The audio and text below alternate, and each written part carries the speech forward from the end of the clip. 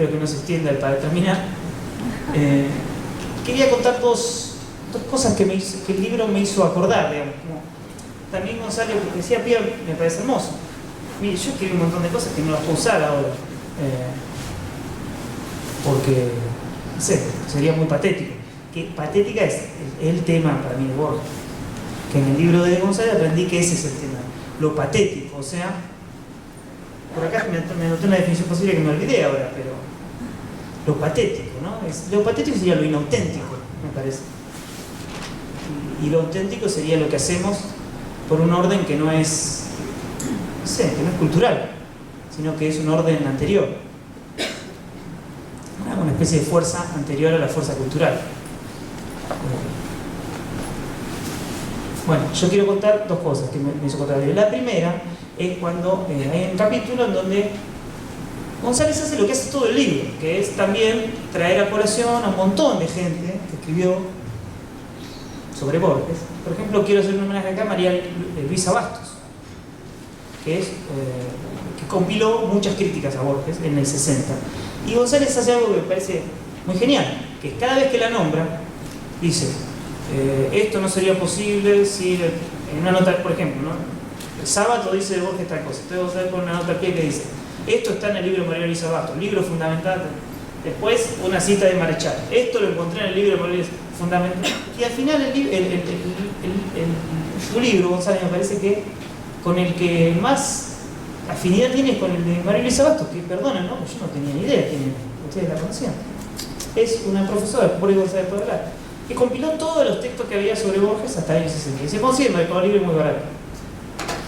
Pero ese homenaje a la persona como un nombre que es ordinario, digamos. No es Enrique Pesoni, Murena, Beatriz Arro, que están todos en el libro, ¿no? Sino que es un nombre más desconocido en la historia de la literatura argentina.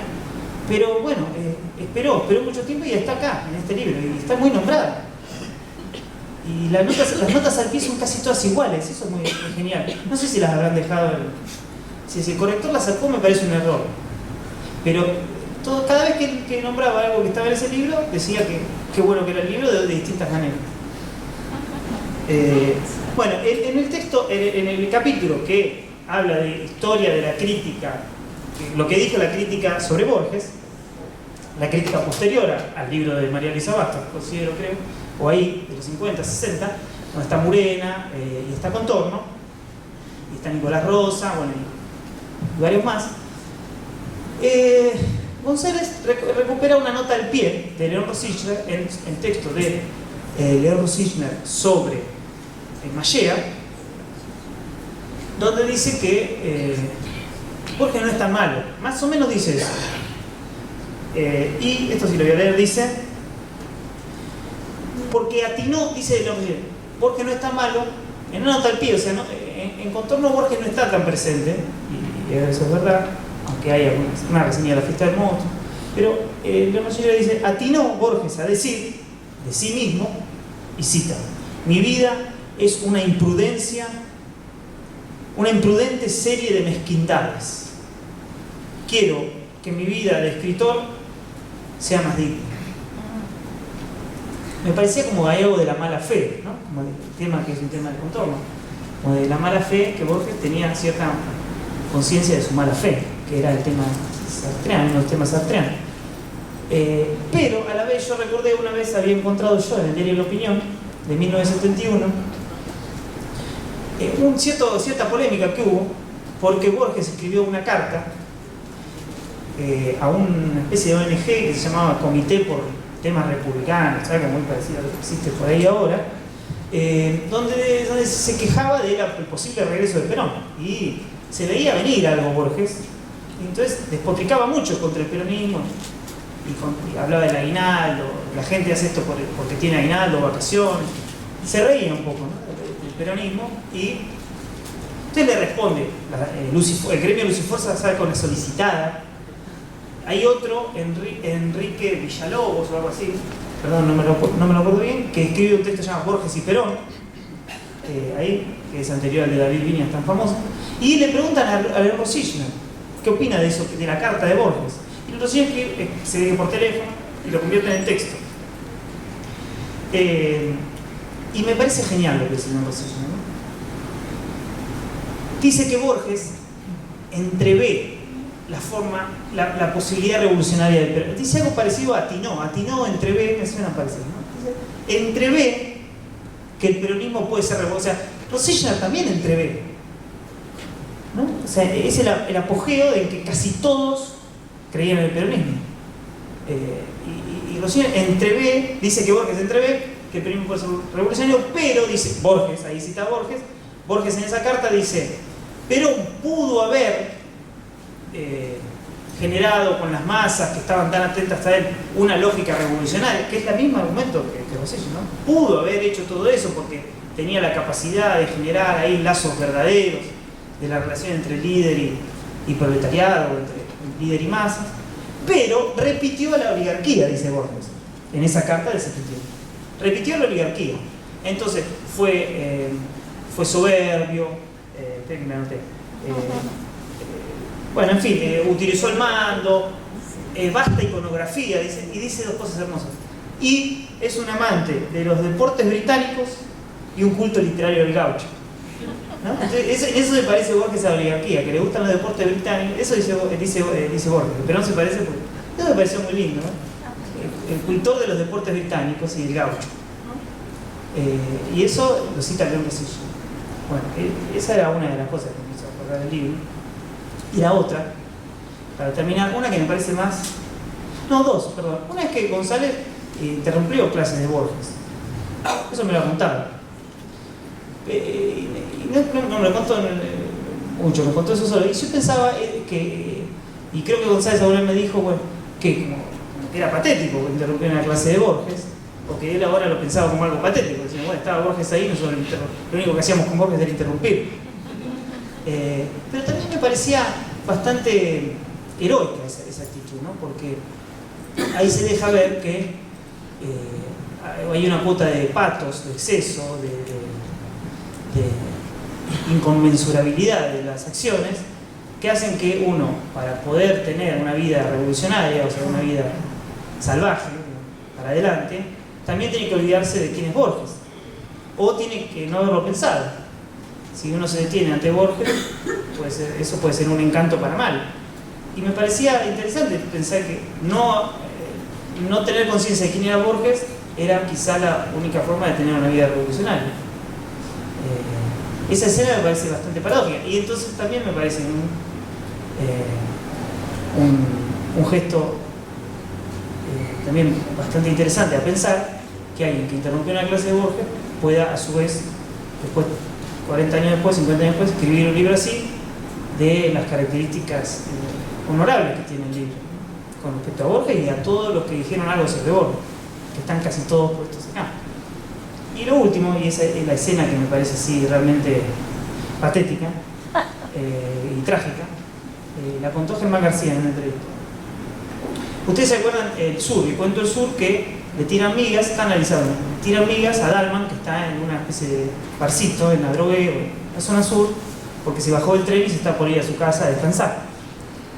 Entonces hay unos gauchos borrachines que le tiran migas. Y entonces el pulpero le dice, Dalman, tranquilo. Y cuando le dice Dalman, el tipo se da cuenta que ya está, que está condenado, porque todos saben quién es, y que eso no es casualidad, sino que lo están buscando, ¿no? Entonces ahí le tocaron algo y el tipo sale a pelear, bueno, muere, supongo. Y Germán García, cuando ellos trabajaban, cuando Leónidas Lamborghini era el jefe de cultura de la provincia de Buenos Aires, en el 73, durante 2 meses, Germán García, creo que Lorenzo Quintero, que acaba de fallecer, y Osvaldo Lamborghini iban todos los días en un torino que les ponía a la gobernación, a La Plata, a ejercer funciones en la Ministerio de Cultura. Y Germán García cuenta lo patético que fue toda esa época, en términos de que, dice él, estaba todo estructurado por la derecha peronista y los únicos más o menos progresistas éramos nosotros tres y Leónidas. Y cualquier cosa que queríamos hacer, sí, muchachos, no se preocupen, sí, no, se sentaban arriba de los expedientes. Pero dice, lo que dice Germán García, lo que me dio un índice de la situación era que vos ibas al bar de la esquina y te tiraban carozo de aceituna. Y dijo, y ahí me di cuenta que estaba, que era imposible esto. Y ahí renunciamos. Como relato, es casi lo mismo. El tema es que él enfrente tenía a la AAA, a la derecha peronista, o a Perón, y Dalma, bueno, tenía un otro igual a él, ¿no? Se podía pelear igual. Y no sé, se falleció Germán García, me parece que está estructurado como el sur, la anécdota. Entonces, pensaba también en esa escena la cuestión del honor, y pensaba que la reivindicación del honor como categoría, para decir algo positivo o verdadera, en los 70, me hizo pensar mucho en la reivindicación del honor, pero por el lado de este tipo de situaciones. Las personas que podían enfrentar al que le tiraba. No porque esté diciendo acá Germán García no los enfrentaba, sino que, pero me hace pensar la relación honor-revolución con Borges también, ¿no? Que también ese tema está pensado en el texto del prólogo a Jauretche, que también González analiza, que le importa más el honor que el hecho de tomar el poder. Querer tomarlo, enfrentar a un enemigo superior es más importante que vencerlo. El hecho de enfrentarlo tiene más vitalismo y tiene más valor, ¿no? Entonces, cuando yo leí eso de Germán García, básicamente me pareció algo muy tremendo, me angustió, por la idea de que en una estupidez puede haber también ahí un montón de hilos que se están tejiendo y que exceden a los protagonistas de la estupidez. Hablaba de la Argentina esa escena, no hablaba de ellos. Bueno, no sé. Esto va a servir para terminar. En el prólogo a Evaristo Carriego, Borges cita a Tomás de Quincy, y creo que dice algo así como: no pretendo hacer una historia organizada y cronológica, prefiero una astillada y angular. Es un poco lo que hace González, lo hace bien, y yo acá hice una especie de historia astillada angular de este libro que ustedes podrán leer y disfrutar sin estas palabras que se olvidarán pronto, por suerte. Gracias.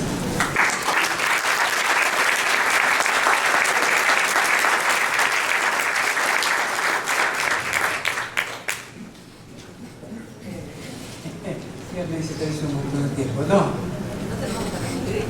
ya no se lo quiere. No. Quiero agradecer la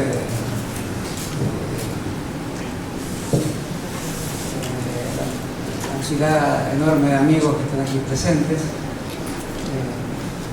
Creo que más amigos que curiosos. Amigos curiosos también.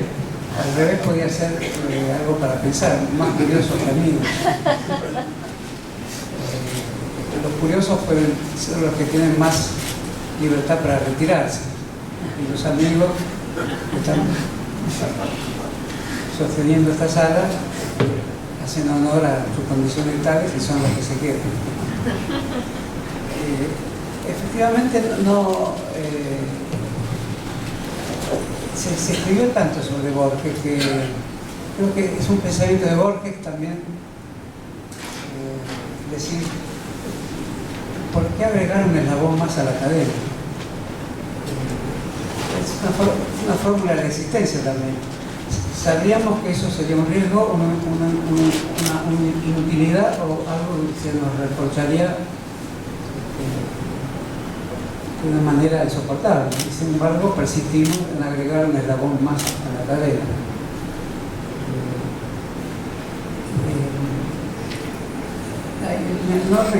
Creo que nadie en la literatura argentina tiene más crítica, más alusiones, más menciones a sus frases, más invenciones sobre sus frases, que la viuda se esmera en perseguir inútilmente, porque Borges mismo hacía eso, modificaba continuamente frases de los demás, y el hecho de usar ese tipo de acción, tomar frases de los demás, era con la esperanza de poder mejorarlas. la ambición de mejorar algo que uno escuchó antes es una fuerte ambición literaria. Quiere decir, primero, que todo está escrito, y segundo, yo tendría la ambición de citar lo que todo está escrito, porque todo lo que se ha hecho es muy bueno, y quizás me toque a mí mejorar esto que tengo que de algún modo utilizar, citar, incluso plagiar. Por eso los mecanismos de Borges son complejos, no son resumibles en esto que estoy diciendo, pero uno de esos, lo llamo vulgarmente mecanismos, él lo llamó procedimiento, que sería más o menos parecido, es ensayar, agregar un eslabón más a la cadena, y cuando otro lo hacía con sus frases, de ahí viene el tema importante en Borges, que es el tema de su relación con el mundo. Es decir, usted la ha mejorado. Entonces esa cuestión de decirle a alguien que mejoró lo suyo, pues una cortesía inútil, una falsedad ofensible, o una incógnita del ser. Es muy probable que sea una cortesía, porque eso ocurría con estudiantes, con la infinidad de personas que se le acercaban. Hay una famosa anécdota de Borges, que es en relación a la guerra de las Malvinas. Un periodista le pregunta a Galtieri, ante el avance de la flota inglesa por el océano Atlántico y se está acercando a las Malvinas, ¿cuál va a ser la actitud del gobierno argentino? ¿Y usted qué haría?, le pregunta Galtieri. Prepararía las tropas y encararía la defensa, le dice el periodista. Y Borges dice, se declaró la guerra a Inglaterra porque lo dijo un periodista. Este absurdo es un absurdo doloroso, digamos, porque también la poesía de Borges sobre las Malvinas no es lo mejor de Borges.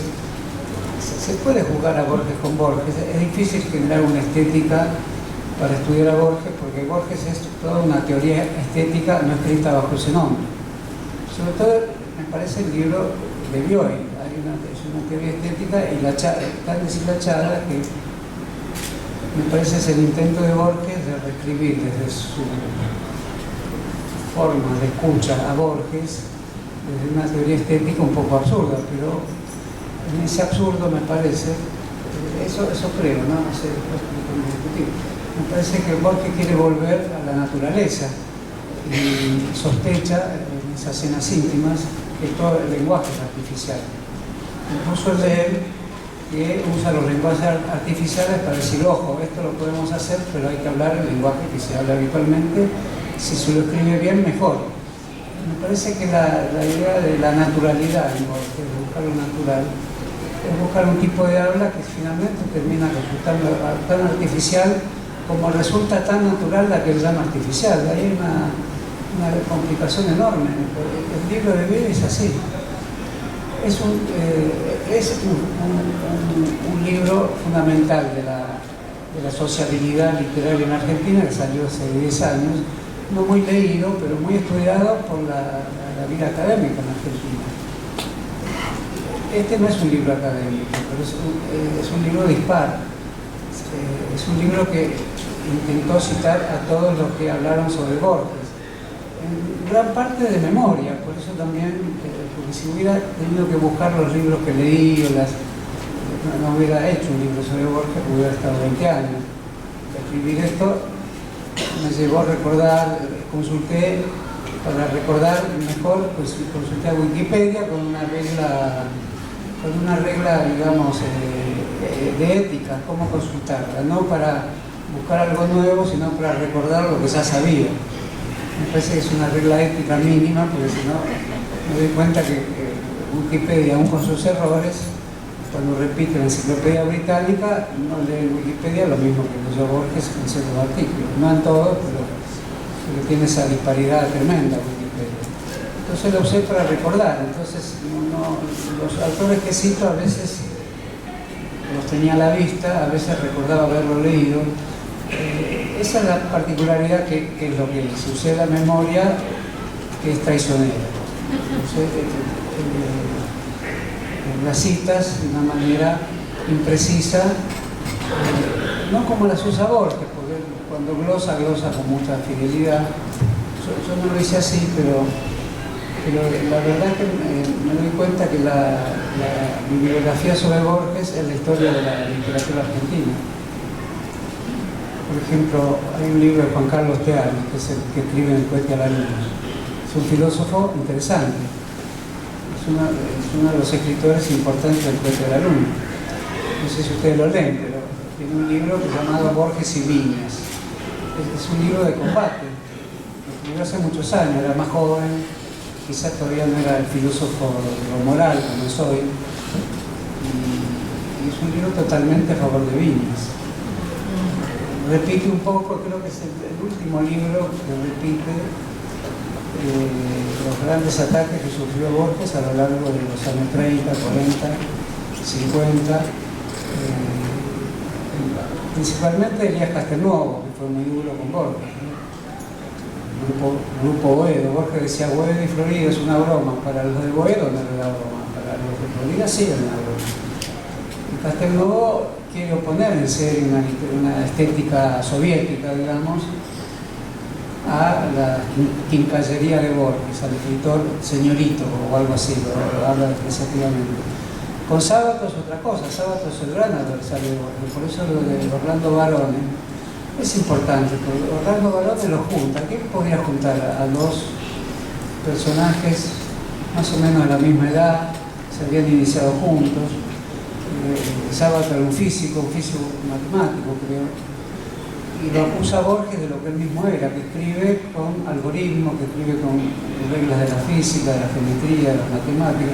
Eso es relativamente cierto, Borges lo admite.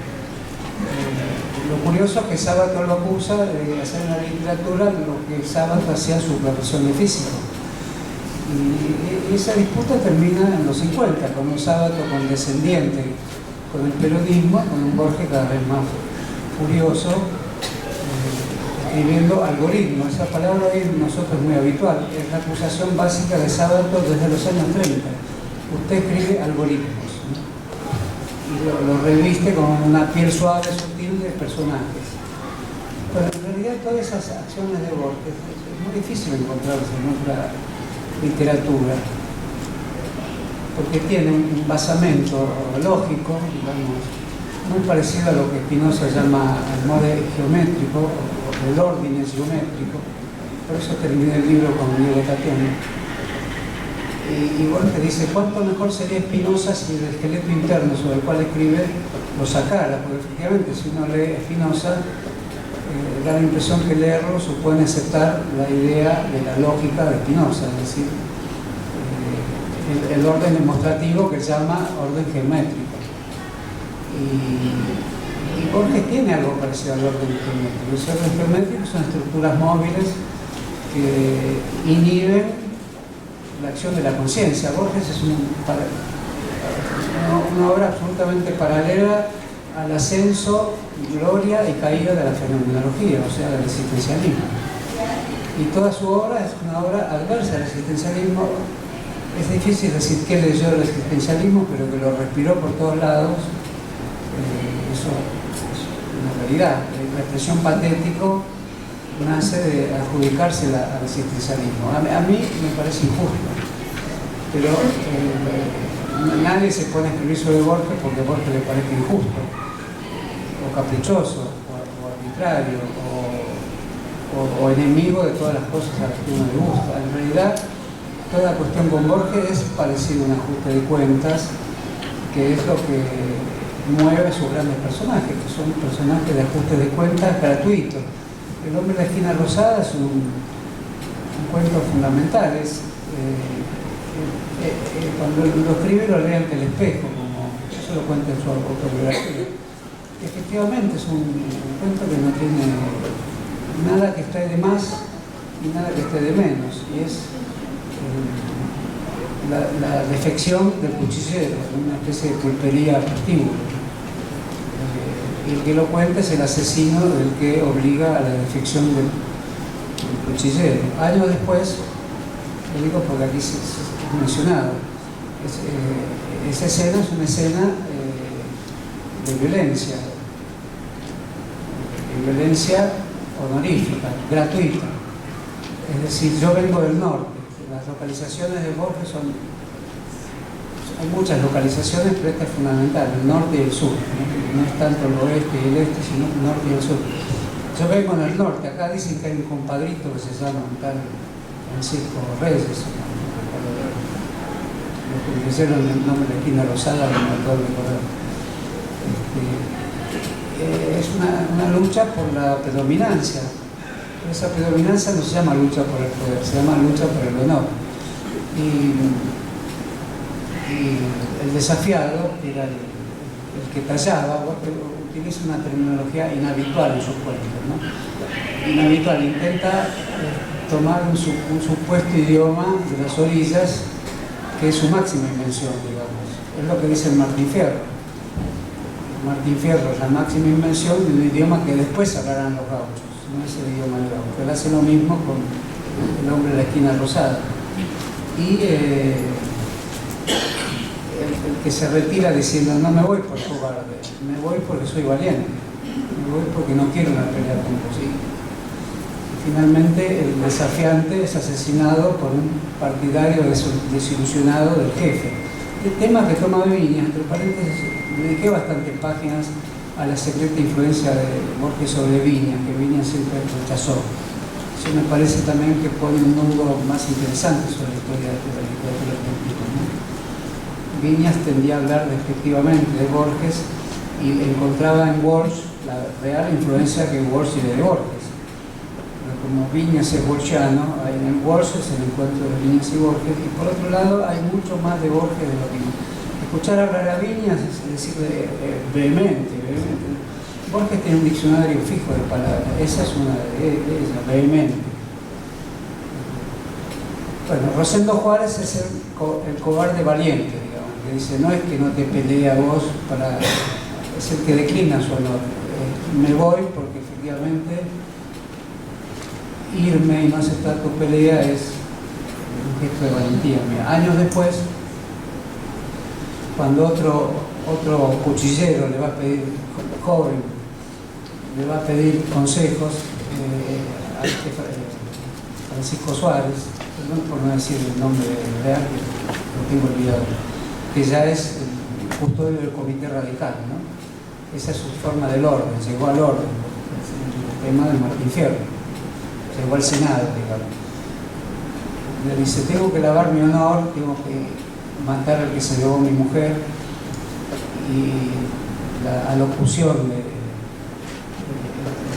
lo que arguye, la palabra de Borges, ¿no?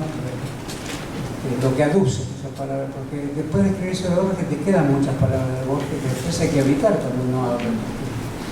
Uno intenta comprender buscando y hablando las palabras, ya lo explico muy bien, las palabras de aquello que intenta comprender. Y después te tenés que salir un poco de eso, ¿no? Hasta lo que uno pueda, porque en realidad hay palabras compartidas por todos, pero las de Borges tienen sellos muy especiales, ¿no? Obviamente es una de ellas, que tomó Viñas, ¿no? Aducir en vez de argumentar. Bueno, ¿qué aduce Rosendo Juárez? Aduce, mira, está bien pelear por el honor, está bien, te robaron a la mujer, querés matar, todo eso está bien porque yo lo hice, pero pensar un minutito, pensar lo mejor, pensar lo bueno que es la vida, el orden, proteger a alguien que te proteja, estar en este comité. Fíjate el arroyo Medrano, dice. Borges fue un notorio opositor a que se entubara, venía Jorge Justo. Dice, fíjate el arroyo, qué lindo que está ahora entubado. Después de decir en los diarios de los años 30, cuando se entuba, declararse en contra del obelisco, en contra de, como uno se declara hoy en contra de la bicicenda, en contra del progreso de la ciudad. Le hace decir a Rosendo Juárez, mira qué lindo está el arroyo Medrano, ¿no te parece que tenés que aceptar que esto ocurra? Dejá de estas cosas, ¿no? Tarkovsky, que es un interesante novelista, crítico, lo interpreta como obviamente interpretaremos eso, es el Borges que cuántas partes de su obra adecua a las necesidades políticas de los 60, o sea, al orden político-militar de la época. ¿Cuántas son las partes que adecuan? No es fácil decirlo.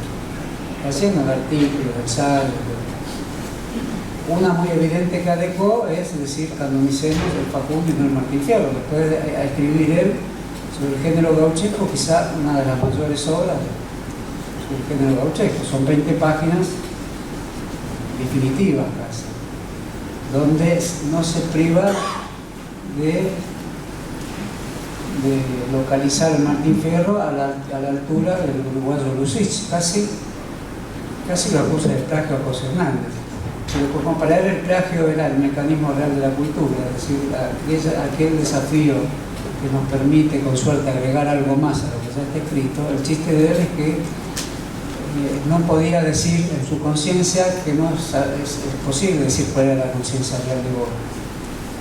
No es posible decir cuánto le agregué a esto que estoy plagiando. Entonces, es mucho mejor elaborar la frase famosa de Borges: esto es tan bueno que sería un crimen no plagiarlo.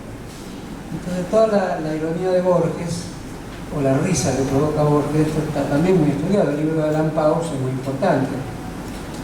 Se basa en que Borges solo actúa para crear hilaridad. ¿Pero qué tipo de hilaridad? Una que se la permitan los grandes medios de comunicación. Desde el 30 escriben los grandes medios, críticas sobre todo. Nunca dejó de escribir en La Nación, en Clarín. En Clarín escribe su artículo sobre los dos demonios. Escribe también el poema Las Malvinas. Y va a la televisión, a todos los programas. Si lo llamaran intratables, iba a intratables. ¿Por qué? Porque Borges es un investigador trastocado del mundo. Las cenas de hoy son cenas de dos aristócratas, pero como todo aristócrata que reprueba las multitudes, le interesa descubrir si en la necedad y en la turbidez del mundo hay algo maravilloso. Eso le interesa. Por eso elogiaba la rudeza de su empleada Fanny.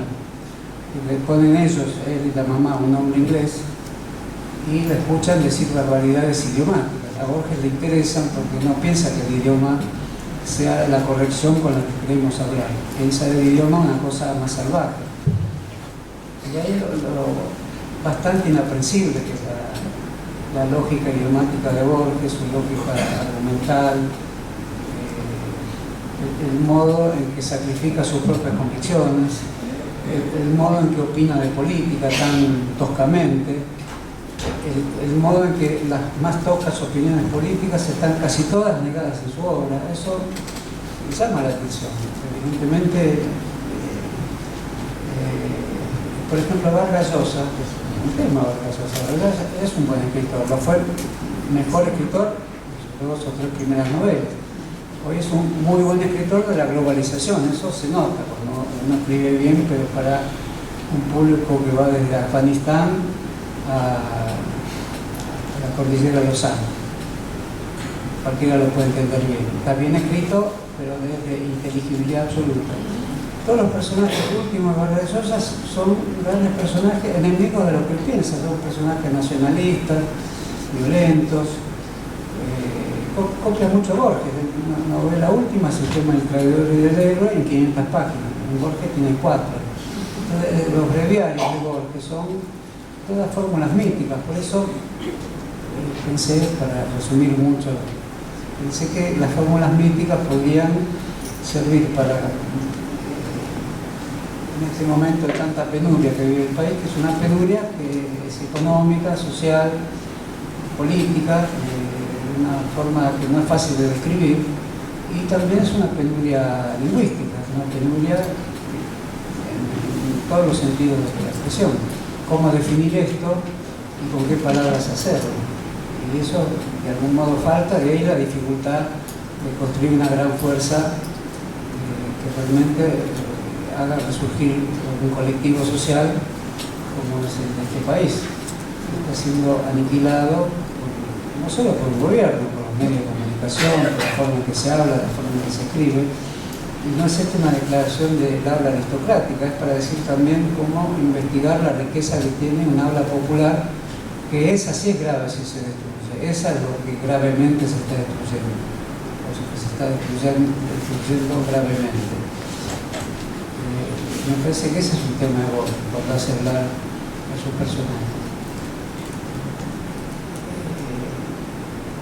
¿Cuánto durará Borges? Es difícil saber, es el que más duró. ¿Cuándo se olvidará realmente? En algún momento ocurrirá y será un motivo de profesores que estudien una forma de amor por lo arcaico, los profesores de paleontología o paleografía. Entonces eso ocurrirá. Uno escucha mucho decir a la gente de mi edad, esto no lo vamos a ver. Eso es interesante, escuchar a mucha gente reconocer algo que si se dieran cuenta lo que dicen nos podemos llorar todos, porque hablar de la muerte hablamos todos, pero ya que estamos condenados a hablar de la muerte todos, mejor hagámoslo con esta simpleza irónica de quien dice una banalidad. Esto no lo vamos a ver. Bueno, yo quisiera ver que esto se acabe. Yo quisiera ver que esto se haga pronto por la vía que corresponde. Me parece que es desde ya elecciones, lo que fuera, pero desde ya, más allá de las elecciones, hay otro desde ya. Que sea tipos de organización, de configuraciones políticas, lenguajes, compromisos que tengan mayor sentido en sus expresiones, en sus relaciones interpersonales, en su forma de indicar situaciones, qué tipo de poder, qué tipo de respeto, qué tipo de liderazgo. Son todas cuestiones que están en cierto libro que ya mencionó sin decirlo, yo tampoco lo voy a mencionar porque es un libro misterioso. Todas estas cuestiones están, no sé si de la mejor manera, pero están, entonces ponémosla como base de una gran discusión. Bueno, quiero agradecer especialmente a Pía, con la cual nos acompañamos hace muchos años. Efectivamente, si uno puede justificar su paso por la universidad y no abandonarla, es porque se encuentra este tipo y se generan este tipo de relaciones, y a Juan Lasalle Borde por el mismo motivo. Me voy a privar de decir que es de otra generación. Y porque privémonos de eso, porque hay puntos comunes que tenemos que explorar de una manera de dar por sentado que puede haber relaciones y generaciones, pero no podemos abandonar la idea de que hay puntos comunes que nos atraviesan a todos, seamos un niño 6 años o un jovato 80 años. Como decían los publicistas del pasado, para lectura para gente de 8 a 80 años, no sé cuál sería esa, pero algo tiene que haber para que de 8 a 80 años, y que no lo crucemos con sociogramas o estadistografías y cosas así, porque las penurias que pasamos y las reposiciones que podamos tener en un horizonte más sensible para pensar nuestra vida es una tarea infinita y de muchos, y de todas las corrientes de pensamiento que hay en Argentina. Estas corrientes de pensamiento son la renovación de la vida popular, que está muy maltrecha, la gran discusión del feminismo que está en curso, es una discusión muy abierta, que está en curso, la tenemos que tomar de enormes formas que hay para tomarla. Parece que tienen que entrar. Bueno, Ya termina. la última frase ya la anunció Juan. Después el desenfado de Juan, hay que aprender el desenfado porque habla Juan. Así que hago una pequeña pausa para pensar las últimas palabras, quizás no sean ni lapidarias ni recordables. Obviamente hay un libro de por medio. Eso digo obviamente porque es lo que nos junta, pero después estoy obligado a decir que no es tan obvio, que los libros sigan juntando gente en lugares que todo lugar es problemático. Este lugar, nuestro domicilio, la calle Corrientes, nuevamente angosta, es una barbaridad lo que sucede.